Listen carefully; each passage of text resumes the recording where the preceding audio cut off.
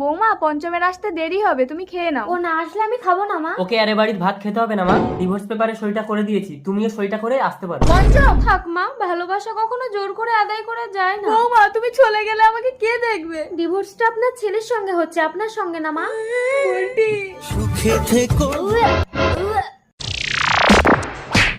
এ কি, মহিলাটা তো অসুস্থ হয়ে পড়েছে, চিকিৎসা করাতে হবে।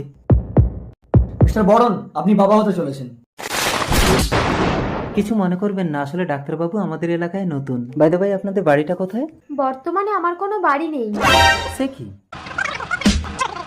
আমাকে একটা কাজ খুঁজে দেবেন? না না, এই অবস্থায় আপনাকে কাজ করতে হবে না, এই বাড়িতে আমি একা থাকি, আপনি এখানে থাকুন, আমি আপনাকে খেটে খাওয়াবো। আপনি একা থাকেন, লোকে তো আমাকে বদনাম দেবে। এসো আমরা নতুন সম্পর্ক গড়ি 10 বছর পর। মা আমি খেলতে যাচ্ছি। না একদম যাবি না, আমি কাজে যাচ্ছি। মানুষটা বাড়িতে একা আছে শোনাই। সেদিন গাড়ির চাকাটা আমার পায়ের উপর থেকে না গিয়ে আমাকে পিষিয়ে দিলে ভালো হতো।